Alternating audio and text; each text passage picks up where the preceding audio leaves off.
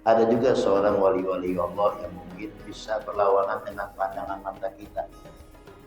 Kelihatannya dia melakukan perbuatan maksiat, tapi nggak melakukan perbuatan maksiat. Kemudian Nabi Musa ingin diangkat menjadi seorang murid oleh Nabi Khidir. Kata Nabi Khidir, kamu gak bakal sanggup ikutin aku, gak bakal mampu ngikutin saya kamu mengaku menjadimu.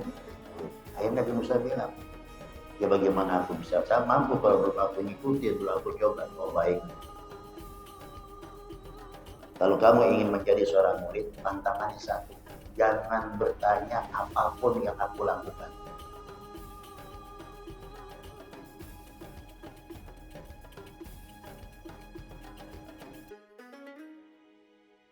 Lalu kita membahas wantidhari zar'il jannati bi badrin nar, ay intidharu na'imil jannati bi fi'lil ma'asi. Kita menanti kenikmatan surga, tapi kita hidup selalu berada di lembah maksiat. Tidak mungkin orang tersebut masuk surga tapi kehidupannya setiap hari melakukan perbuatan maksiat. Ada juga seorang wali-wali Allah yang mungkin bisa berlawanan dengan pandangan mata kita. Kelihatannya dia melakukan perbuatan maksiat, tapi nggak melakukan perbuatan maksiat. Satu contoh saja, kisah yang terkenal yang masuk dalam surah Al-Kahfi, bagaimana Nabi Allah Musa pernah berkata, ya Allah, ada nggak orang yang lebih pandai dari saya? Kata Allah, ada ya Musa, hambaku yang sedang beribadah di atas laut itu lebih hebat daripada kamu. Ini kisah dalam surah Al-Kahfi antara Nabi Musa dengan Nabi Allah Khidir alaihi salatu wassalam. Dikarenakan Nabi Musa ini masih ada lagi orang yang lebih pintar dari dia penasaran, ingin mencari siapa itu orang yang lebih pintar dari saya. Maka Allah perintahkan untuk mencari orang tersebut. Dalam singkat riwayat dalam surah Al-Kahfi itu ketemulah Nabi Musa dengan orang yang bernama Nabi Allah Khidir alaihi salatu wassalam. Kemudian Nabi Musa ingin diangkat menjadi seorang murid oleh Nabi Khidir. Kata Nabi Khidir, kamu gak bakal sanggup ikutin aku, gak bakal mampu ngikutin saya kamu itu, mengaku menjadimu murid. Akhirnya Nabi Musa bilang, ya bagaimana aku bisa, saya mampu kalau belum aku ngikutin, belum aku coba. Oh baik, kalau kamu ingin menjadi seorang murid, tantangannya satu, jangan bertanya apapun yang aku lakukan. Itu doang udah pantangannya, jangan bertanya. Baik, kata Musa. Berjalanlah Nabi Musa dengan Nabi Allah Khidir alaihi salatu wassalam. Ketika berada di pinggir laut, itu Nabi Allah Khidir bolongin kapal. Kapal bagus-bagus dibolongi. Nabi Musa bertanya, kenapa kau bolongi wahai Nabi Khidir? Ya, karena kita sudah bilang, jangan kau tanya apapun yang aku lakukan. Ya, akhirnya Nabi Musa minta maaf. Ya, minta maaf kepada Nabi Khidir supaya jangan berpisah dengan Nabi Khidir. Jalan lagi. Di tengah perjalanan, Nabi Musa bunuh anak muda. Nanyalah, maaf Nabi Khidir bunuh anak muda. Nanya lagi tuh, ya, kenapa kau bunuh? Khidir, anak orang yang nggak bersalah. Aku sudah katakan jangan bertanya apapun yang aku lakukan. Minta maaf lagi. Udah 2 kali tuh, ya, melanggar larangan Nabi Allah Khidir. Kemudian Nabi Khidir mengancam, kalau satu lagi kau bertanya, ya kita akan berpisah. Oh baik. Jalan lagi tuh Nabi Khidir dengan Nabi Allah Musa. Di saat itu di satu kampung Nabi Khidir disuguhi makanan. Nabi Khidir menolak, nggak mau. Nabi Musa bertanya lagi, kenapa kau tolak orang ngasih makanan? Sudah aku katakan jangan bertanya apapun yang aku lakukan. Hadza firaqu baini wa bainika. Saunabbiuka bi ta'wili ma lam tastati alaihi sabra. Ya cukup. Ya, 3 kali kau melanggar laranganku, kau tidak sabar. Nah, detik ini juga berpisah dengan aku. Berarti nggak lulus tuh. Kenapa? Sebab perbuatannya Nabi Allah Musa dengan perbuatannya Nabi Allah Khidir ini berbeda. Kalau Nabi Allah Musa itu dibekali dengan ilmu syariat, sementara Nabi Allah Khidir itu dibekali oleh Allah dengan ilmu hakikat. Nggak ketemu. Apa yang dilakukan oleh Nabi Allah Khidir itu memang bertentangan dan berlawanan dengan kasat mata Nabi Musa. Nah, setelah diterangin semua nggak ada salahnya. Yang pertama, kenapa tuh kapal aku bocorin? Sebab banyak perompak di saat itu. Dan perompak itu selalu merebut kapal-kapal yang bagus. Nah, sementara ini kapal masih baru. Bagaimana supaya nggak diambil sama perompak tadi aku bocorin? Berarti kapal rusak. Oh, begitu. Iya. Berarti Nabi Khidir itu perbuatannya benar nggak? Nah, yang kedua, kenapa dimatikan atau dibunuh anak muda? Anak ini kalau membukan hidup sampai dewasa, dia akan durhaka kepada kedua orang tuanya. Maka Allah akan mengganti orang yang lebih baik lagi supaya nanti dia bisa berbakti kepada orang tua. Kemudian yang ketiga, bagaimana mungkin aku minta bayaran? Sebab di bawah tanah itu ada harta karunnya anak yatim. Gak pantas aku minta bayaran kepada anak yatim. Semua itu aku lakukan bukan kehendakku. Ya, dasar daripada perintah Allah. Nah itu loh.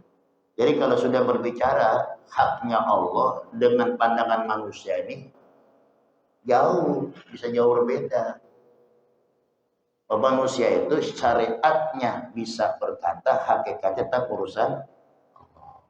Ya, contohlah, ya masalah Isra Mi'raj kan itu banyak gambaran-gambaran yang dimana semua tidak masuk akal. Tapi kalau Allah berkehendak bisa aja. Allah menciptakan Nabi Allah Adam tanpa ayah, tanpa ibu. Allah mampu, bisa saja. Otak kita nggak bakal mampu mencerna semacam itu. Sebab kita baru sebatas syariat biasanya. Tuh.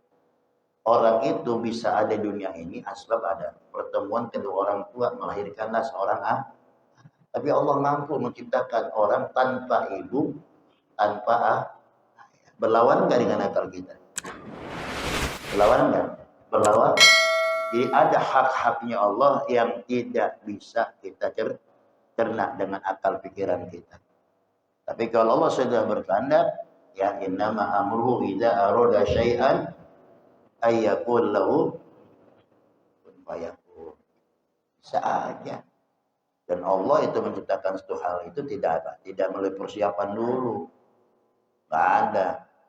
Membangun langit, kumpulin dulu adonannya, besinya juga enggak. Ya, beda enggak? Beda. Jadi ada haknya Allah yang tidak bisa kita cerna. Jadi ada nih, bagaimana mungkin orang itu bisa masuk surga kalau tidak beramal yang itu maksudnya. Jadi Nabi ini dalam sisi lain supaya kita jangan lari dari syariat. Orang ini sekarang pengen pintas, ya pengen terbang langsung. Jalan dulu yang benar, terbangnya gila ntar kita. Paham nggak? Udah walhasil yang enak ini kita hidup, ikutin aja syariat dulu. Jangan macam-macam hidup ini. Kenapa? Sebab ada wilayah yang kita nggak mampu. Paham nggak? Jangan nanam kembali pohon kelapa di pot, jangan. Paham? Ya.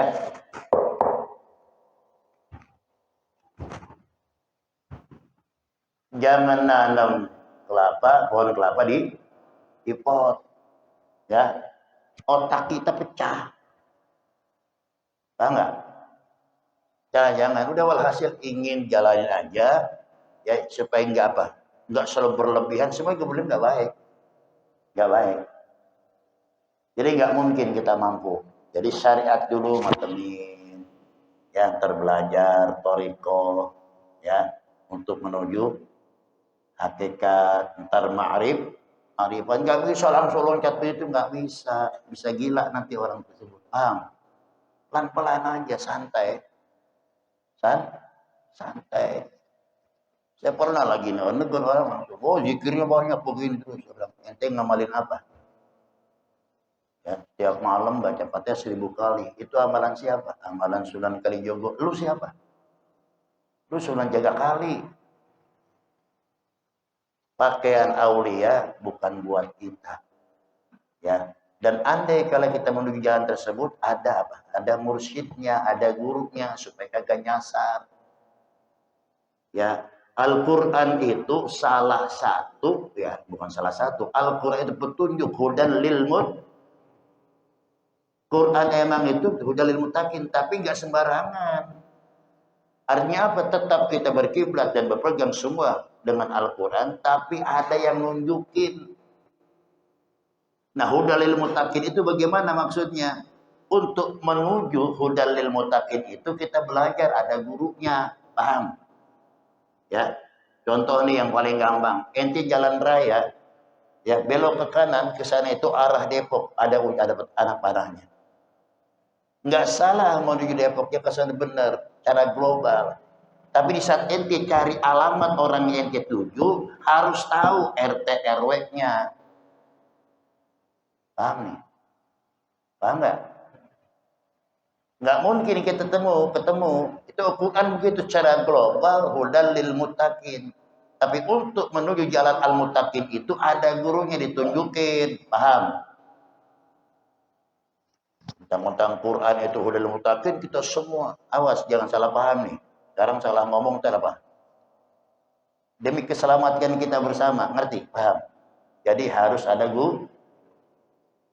Kembalikan Al-Quran memang hudan lil muttaqin, petunjuk buat orang-orang yang bertakwa. Bagaimana mungkin kita langsung bisa menjadi orang bertakwa kalau nggak belajar kepada orang yang ngajarin kita bertakwa? Ada caranya ada ditunjukin nih caranya begini, ini caranya begini, cara begini. Yang susah itu nyari alamat RT RW-nya. Paham? Ya. Kita sholat gampang. Bagaimana cara sholatnya supaya lebih benar? Ada gurunya, diajarin masalah hukumnya. Itu namanya tuh. Global dalam Al-Quran, aqimus sholat. Tegakkanlah di Quran gak diterangkan masalah perincian sholat. Nabi satu ucapannya, sallu kama ra'aitumuni usalli. Lihatlah kalian semua ya di saat melakukan sholat. Ya, lihat aku kalau kamu sholat. Diajarin tuh. Ya, kata Nabi itu, lihatlah ketika aku sholat.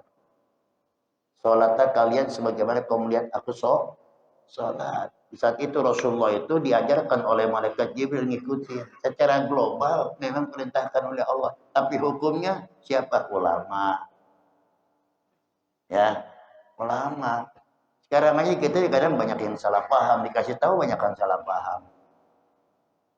Berarti itu betulnya begitu. Kasih tahu ini hukumnya ini, salah paham, ditegur kadang-kadang juga kesinggung. Ya, bagaimana kita akan bisa maju? Bagaimana kita akan lebih tahu?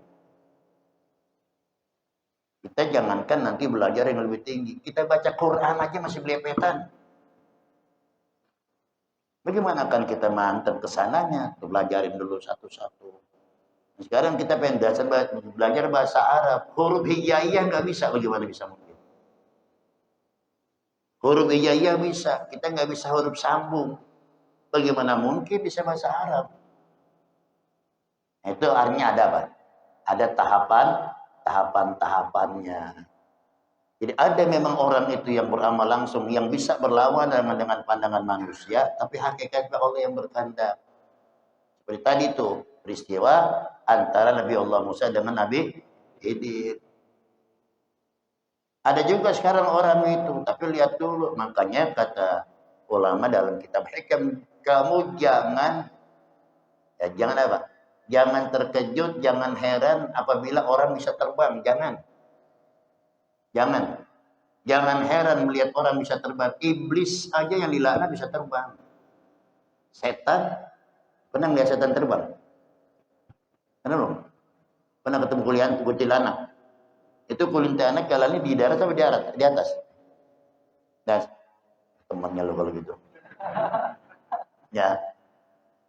Biar paham, kalau ngaji itu biar paham. Ya. Itu begitu saudara sekalian. Jadi jangan heran kamu melihat orang bisa terbang, jangan heran iblis aja yang dilaknat bisa terbang. Untuk melihat orang tersebut punya karomah, ya, atau barangkali juga bukan karomah apa ya, istidraj, lihat latar belakangnya. Karena ini banyak setan-setan aku nih. Banyak orang gua punya kelebihan, seakan ini saya hebat. Jangan dulu, lihat dulu latar belakangnya. Kalau memang orang tersebut bisa punya karomah, bisa terbang, bisa ini, hasil ibadahnya bagus, memang itu karomah. Tapi lihat dulu kepada siapa Allah berikan karomah. Saudara, ini ada satu aliran, ya. Kalau sedang dia baca dengan jamaahnya, semua nangis. Nangis. Kenapa? Mereka seakan melihat Nabi Muhammad turun. Punya guru, Kiai Makhrus Ali. Beliau ini memang orang tahu bagaimana di awal hasil ada indra keenam, ulama besar. Satu ketika ditongkrongin itu, apa benar Nabi Muhammad itu turun? Ditongkrongin. Pas turun dipanggil, sini kamu. Ditanya, siapa kamu? Saya jin yang bernama Muhammad.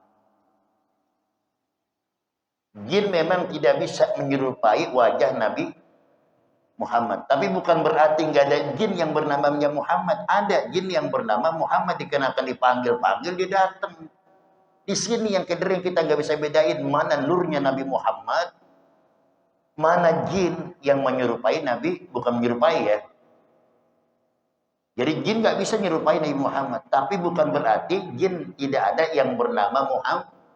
Dikarenakan kita ini terlalu fokus seakan-akan itu Muhammad yang turun, jin yang turun.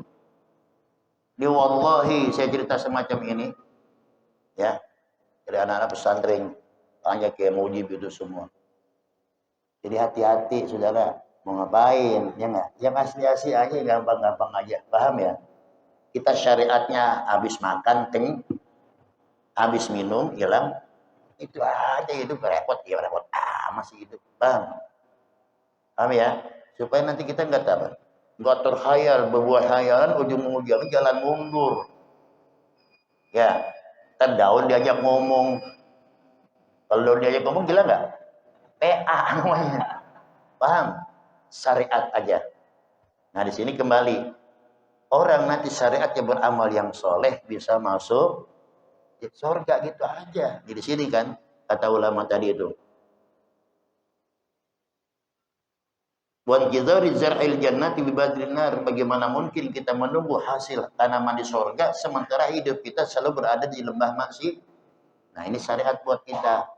Yang taat aja belum tentu, apalagi yang kelihatannya maksiat. Ngerti nggak nih? Ya. Kemudian wa talabi daril muti'ina bil ma'asi ay talabi dukhul jannati min ghairi tariqiha bal mukhalafati amrillah ta'ala. Nah, kita pengen jalan ke Bogor. Bogor kan ke sono ya? Jalan ke sono, ketemu nggak kira-kira? Enggak. Jalan barjalan kadang-kadang suka keder kita. Ya. Saudara dulu ada nih. Jadi orang sombong, dia sombong udah mentang-mentang udah berasa sering ke Mekah, dia sombong. Allah bikin hilang pandangan matanya. Nggak mustahil. Pengalaman kasat mata itu bisa dibalik sama Allah. Kira-kira kalau orang nih ada dalam Masjidil Haram, pakai nanya yang Ka'bah, mana sih Ka'bah? Bilang Ka'bah gede. Pakai nanya Ka'bah di mana? Coba bayangin, masuk akal nggak? Dan itu kejadian. Jadi bukan kejadian. Bisa saja.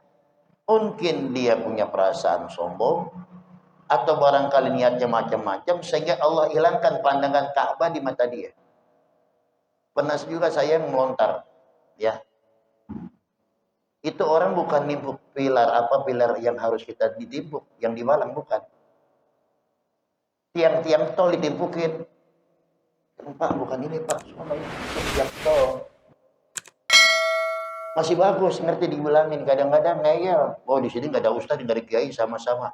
Subhanallah. Ada yang begitu saudara sekalian. Coba bayangin tayamum pakai tayamum. Baju nggak digulung. Tayamum gitu. Kita bilangin, dia kesinggung, marah. Pak, walaupun tayamum membahas musak dengan debu, tolong dibuka dulu. Ya. Bab yang wajib diusap itu ya anggota badan yang wajib terkena wudu kalau pakai wudu. Kalau begini nggak kena. Dikasih tahu nggak terima. Berarti apa ini orang? Ya. Rajulun la yadri wa la yadri annahu la yadri. Ada orang bodoh bego tolol dikasih tahu nggak mau. Ada yang nggak begitu? Ada. Ada apa? Pendapat diri sendiri semua. Ya sudah terserah. Ayat kembali lana amaluna walakum. Ada orang semacam itu. Jadi kita harus lihat syariatnya. Nah, kita ingin berada di tempat-tempat yang taat. Tapi setiap hari nongkrong di mana? Tempat maksiat. Ya mungkin sambil main gaplek. Subhanallah. Subhanallah, enggak mungkin. Enggak mungkin. Paham? Yang ada di masjid kadang-kadang lamun. Apalagi memang kita berada di tempat maksiat. Ini kembali. Kita belum sampai ke ilmu hakikat ya. Ma'rifat. Yuk syariat dulu matemin. Tadi itu syariat habis makan, habis minum, hilang itu aja indah, enak, gak sulit-sulit amat hidup. Ya, mau ngapain? Ya, udah enak-enak aja, enteng-enteng aja. Ente pengen jadi orang kaya, kan bilang pengen jadi kaya. Ya, usaha. Bagaimana mungkin syariatnya kaya nggak usaha, yang usaha aja belum tentu kaya, apalagi itu logika, itu berlogika. Dan selanjutnya sini qala ta'ala innama tujzauna ma kuntum ta'malun. Sesungguhnya hanya Allah membalas perbuatan seseorang itu sesuai dengan amaliyahnya. Ya, in khairan fa khairun. Apabila amal kita baik, insyaallah Allah akan balas baik. Kalau amal kita tidak baik, tidak mustahil, bukan tidak mustahil ya Allah balas tidak baik. Nah, sekarang kita balik nih. Kalau yang baik aja belum tentu diakui oleh Allah, bagaimana yang tidak baik? Allah itu sesuai membalas amalia kita sesuai dengan apa yang kita perbuat. Ya, contohnya siapa yang nanam pohon jambu akan berbuah jambu. Gitu aja udah gampang. Ada jambu buahnya durian, berebut. Ya. Oh, umpama nih di rumah saya pun jambu tuh, buahnya durian. Viral udah. Saudara mau tahu nih. Ini sekiranya nih kata Habib Ali, sekiranya orang tahu pahala orang yang berada di majlis taklim, kita bakal mati bunuh-bunuhan. Kalau Allah wujudkan nilai pahala yang begitu besar buat orang yang ngaji, kita pada berebut di pahala bisa bunuh-bunuhan. Kan jabat, banyak pahalanya, lebih utama dari ini, lebih utama daripada sholat sunat 1000 rakaat, belum lagi dapat andaikan berwujud seperti benda, kita berebut dan banyak-banyakan bisa saling bunuh-bunuhan. Untung Allah nggak wujudkan. Tapi orang yang beriman Allah berikan otak yang sadar. Justru inilah yang harus kita rebut. Rebutnya nggak boleh diem. Saya ngaji nggak bisa diem aja udah diem. Ya. Duduk di pojokan sana nyondor tidur diem aja nggak apa tidur sambil tidur. Yang penting kita duduk. Itu yang orang ini kita belum sadar. Sekiranya Allah wujudkan tadi itu pahalanya pengajian, orang bakal berebut pengen bunuh-bunuhan. Saking apa? Saking pengen banyak. Contoh nih saya ampar duit 1 miliar gimana? Saya ampar nih duit 1 miliar. Ente berebut nggak? Berebut nggak? Ngeh lu kalau apa duit lu. Ya. Sayang, tapi orang beriman diberikan akal oleh Allah, percaya dengan janji Allah. Sehingga dipaksakan dirinya untuk apa? Untuk hadir di tempat-tempat yang baik. Kalau kita nggak mampu beramal seperti ulama-ulama dulu. Ikutilah apa yang dianjurkan Nabi. Kali-kali aja kita digolongkan oleh Allah. Itu. Bukan sarana prasarana udah kan. Lu enak semua, speaker ada. Ya. Saya nggak pernah datang, speaker keliwat suaranya. Berarti Allah nggak gerakin. Rugi hari itu kita nggak digerakin. Oh. Harus kita begitu. Kalau nggak begitu susah saudara. Rasa nyesel kalau makan saya ketinggalan sholat jamaah subuh. Nyesel banget. Kenapa? Sebab nggak ada fadilah yang seperti sholat subuh. Tapi kalau kita kehilangan duit 100.000, kita cariin kemana begitu. Ya supaya ketemu.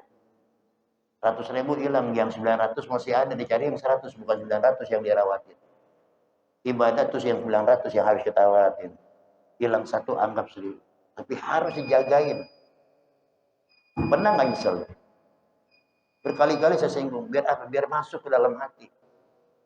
Nah ini kalau kan selama kita ngaji itu, wawasan kita itu terbuka hati kita, nggak ada rasa tersinggung. Kalau makan dekat, iya ya saya salah, iya ya salah. Nah, itu tadi, dia bilang, kalau makan itu pahala tunjukkan sama Allah, berebut kita bisa bunuh-bunuhan. Kan nggak kelihatan. Nggak kelihatan. Satu contoh, saudara sekalian, satu contoh. Sholat jamaah dengan sholat sendiri itu lebih utama. Perbandingannya 25 sampai 20 derajat. Itu kelihatan sederhana 20 derajat. Tapi setiap satu derajat itu bagaikan perjalanan 500 tahun namanya. Satu derajat. Kemana kita jalan 500 tahun itu? Sampai di mana? Coba, nggak terbayang kan? Tapi mana kira-kira umur saya nggak sampai 500 tahun. Nggak bakal terbayang. Kelihatan ucapan sederhana, bukan kata nggak atuh, dua, bukan begitu. Satu derajat itu bagaikan perjalanan 500 tahun lamanya. Sekarang kita diriin tuh. Sejauh mana kita naik ke atas 500 tahun? Ini 27. Coba ini. 27 kali 500 berapa? Kali 500 berapa? Nah, hitung deh, bentar dulu ya. Baik-baikan terjalan belakang 1000. 100.000 tahun ya. Cuma nggak terbayang semacam itu. Dianggap remeh. Tapi kalau makan kita kehilangan duit, mau makan. Langganan kita nggak belanja sama kita, kehilangan 20 juta. Setahun masih inget. Ingat langganan gua biasa dapat duit. Ya. Ya dia begitu, dia bawaannya begitu, saudara sekalian. Makanya tadi orang beriman, ya, apa nih? Orang-orang yang beriman salah satu etikadnya walladzina yu'minuna bil ghaib. Ya, orang-orang beriman itu wajib percaya dengan barang-barang gaib. Pahala kelihatan enggak? Enggak kelihatan pahala. Gaib enggak? Gaib. Tapi janji Allah, orang yang beramal soleh, Allah bakal balas dengan kebaikan tadi. Tapi kita enggak kelihatan tuh pahala. Wajib percaya. Nah, selanjutnya. Wa intidharil juz'i bil khisal allati tu'addi ila ar-rahah bi ghairi amalin salih yusilu ila dzalik. Karena kita menunggu balasan. Sementara kita di sini tidak menjalankan satu kenikmatan balasan tadi. Ibaratnya kita pengen dapat gaji tapi nggak kerja. Ada nggak? Nggak ada. Bagaimana mungkin orang ngasih gaji kita? Agak kerja. Itu perumpamaan. Jadi ini ilmu-ilmu syariat yang diterangkan oleh beliau ni ulama bi ghairi amalin salih wa tamanna 'ala Allah 'azza wa jalla ma'al ifrat ay mujawazati haddil i'tidal. Kemudian kita berharap-harap tamanni. Ya, tamanni ini satu masalah yang tidak mungkin terjadi. Ada taraji, ada tamanni. Kalau taraji itu mengharapkan pasti ada. Satu contoh, di musim panas kita berharap-harap hujan. Bisa nggak satu saat turun hujan? Bisa aja. Walaupun kondisi saat itu musim panas. Bisa aja. Mana contohnya? Kiai saya Ki Adan Ali. Ya, Allah yarham al-maghfur lah. Setiap beliau itu mengajarkan bab istisqa. Itu turun hujan. Padahal musim panas. Itu karomahnya itu. Walaupun sebentar, 5 menit atau 10 menit lamanya kering. Itu berarti apa? Mengharapkan satu masalah yang terjadi bisa saja walaupun berlawanan dengan keadaannya. Ya, tentu tadi tuh musim panas bisa saja terjadi musim hujan atau musim panas turun hujan. Atau barangkali musim hujan panas. Menurut pendapat, menurut kebiasaan orang-orang tua kita dulu, musim hujan itu ada berbernya. September, Oktober, November. Dulu. Sekarang dibikin keder sama Allah. Keder itu ya berber nggak berlaku. Januari hujan, Februari mau ngomong apa? Ente mau lawan Allah. Ya. Nah ini istilahnya begini, kalau tamanni itu satu masalah yang mungkin saja bisa terjadi sesuai dengan ikhtiar kita. Tapi kalau tamanni nggak mungkin, akan kembali lagi. Ente udah tua bangka, pengen jadi orok lagi, bisa nggak? Itu namanya bahasanya tamanni. Kalau bahasa Arab itu mengharapkan yang tidak akan mungkin terjadi. Oh, ya Allah, mudah-mudahan nomor saya tembus. Apa nomor tembus? Ya, dulu ada orang apa berantem. Nih yang cerita nih saudaranya sama saya. Malam minggu dia begadang, kotak-kotik tuh, nomor aja kotak-kotik. Ya, dikerjakan sampai subuh dia kotak-kotik nomor subuh, berangkat sholat subuh gabungan. Bini nggak tahu dianggap sampah, disapuin, dibakar, marah-marah itu. Bu, mana tadi kertas yang saya bakar, Pak? Ya, lu gue capek-capek gitu, gue bisa tembus tuh nomornya. Subhanallah. Ya, coba terbuai dengan sebuah hayalan. Paham ya? Kalau kata almarhum, mendingan kita makan apa? Singkong yang dapat kenyataan daripada rendang di warung Pak. Oh, udah makan aja yang nyata. Paham ya? Tetamani itu mengharapkan yang tidak, yang mustahil terjadi. Apa di antara contohnya nih di sini? Ya, qala syair bin Bahril Basit, yarjun najata wa lam yasluk masalikaha inna safinata la tajri 'alal yabas. Ya, kalian mengharapkan kenyataan dan keselamatan dalam dunia ini, tapi kau tidak berjalan pada tempatnya. Tidak mungkin perahu akan berlayar di atas daratan. Setiap perahu pasti berjalan di atas lautan, di atas itu gambarannya. Mana mungkin kamu itu bisa selamat tapi tidak berjalan pada tempatnya. Ya sama halnya perahu tidak mungkin berjalan di atas daratan. Ya, perahu biasa di atas air. Nabi Nuh dulu, Nabi Nuh bikin kapal di tengah kampung. Diejek oleh manusia. Nabi Nuh bikin kapal di tengah kampung, perintahnya Allah. Kenapa? Udah gede sama umatnya. Bandel-bandel banget umat Nabi Nuh. Ya, kalau makan diajak berdakwah, diajak apa? Diajak beriman, ditutup kupingnya. Banyak kedengeran ajakannya. Kadang-kadang dipantatin. Pakai gabisnya, pakai celana, ditunggingin begitu. Kelewatan nggak tuh? Kelewatan. Nabi Nuh bilang, ya Allah hancurin aja dah. Orang kafilah bikin kapal di tengah lautan. Orang katain dasar Nuh gila. Bikin kapal di tengah darat. Tapi Nabi Nuh diperintah oleh Allah. Nungguin dulu dalam riwayat itu, nungguin pohonnya tumbuh. Kan nggak ada. Nggak ada peralatannya. Bikin kapal, sudah nemu kayu dulu. Dulu 40 tahun. Bikin kapal selesai 400 tahun. Coba bayangin. Ya. Kenapa? Emang Nabi Nuh umurnya panjang. 950 tahun. Jadi bikin kapal 400 tahun masih ada sisa 500 tahun. Tuh ya. Dulu ada di zaman Nabi Allah Musa, nenek-nenek nangisin anaknya mati. Tanya Nabi Musa berapa tahun nenek anak-anak mati? Baru 350 tahun udah mati. Baru 350. Orang dulu 350 tahun. 3 tahun setengah. Itu perbandingannya. Sekarang saudara sekalian, kata Nabi, umur Nabi Muhammad 70 maksimal. Kemarin banyak yang mati di bawah 40. hati-hati. Aku masih muda. Karena malaikat lebih senang ngambil yang muda. Nah, kembali lihat itu kebanyakan. Yang mati kebanyakan yang tua apa yang muda? Ini kayaknya orang buat ini. Ya, kebanyakan tuh. Kenapa? Memang semakin ke sana umur tuh semakin dikurangin sama Allah sesuai dengan kodratnya makhluk. Wa man nu'ammirhu nunakkishu fil khalqi. Ya, apa yang dijadikan ciptakan oleh Allah tidak sama sekali apa namanya? Wa man siapa yang dipanjangkan oleh Allah umurnya semakin dikurangin segala-galanya. Dulu kita termasuk orang paling ganteng. Sekarang udah peot. Mana ganteng kamu?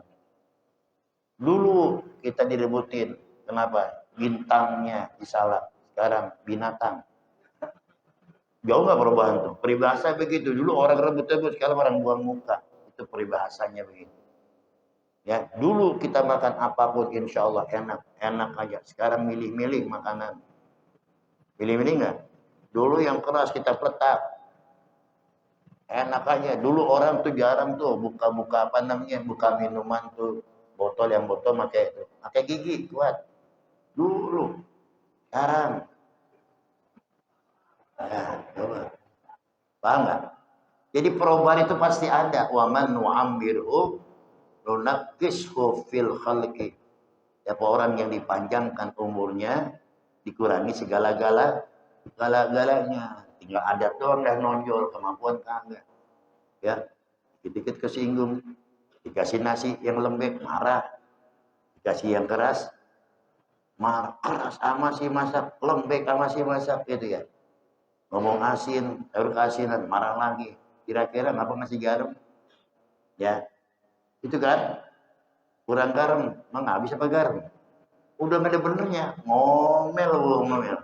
Itu orang udah tua begitu hawanya, ngomel mulu, nggak ada cukupnya. Ntar itu bakal jadi orang tua. Cobain deh kalau mau percaya. Ya, sambal pedes kepedesan ngomel, lu pedes amat sih nyamper. Ya, jadi semua itu nggak ada pasnya, akan berubah. Makanya kalau udah bilangannya 2, ya, kalau masih 1 punya cucu aki, kalau 2 aki-aki, 3 lebih aki-aki. Itu yang namanya dipanggil 2 aki-aki, nenek-nenek, anak-anak sama karakternya. Aki-aki, pikun. Habis makan, belum makan dia bilang. Ya. Kenapa emang itu semua dikurangin sama Allah? Nafsu makan, bukan gak nafsu. Perutnya udah gak bisa nampung makan. Walhasil semakin ke sana bukan semakin nikmat. Tapi kita harus punya apa? Punya satu i'tikad dan keyakinan. Kita ini berbeda dengan apa? Dengan kendaraan, dengan motor, dengan mobil. Mobil semakin lama, semakin tua, semakin rusak. Kita jangan sampai, udah tua jangan sampai rusak. Ya, harusnya kita rawatin. Udah tua makin rusak. Ya, jalan ngalor ngidul, nggak punya tujuan. Ketemu kaleng ditendang-tendang. Duduk di pos ronda. Ya, bengong. Teriak, ayo kurang atuh. Enggak, boleh pagi. Mau ngapain hidup begitu? Paham? Habis sia-sia umur, kita bakal pulang ke akhirat. Nanti di akhirat kita akan rasakan kenikmatan apa yang kita lakukan. Jadi hakikatnya hidup itu bagaikan sebuah bahtera kapal. Nggak mungkin kapal itu jalan di atas daratan.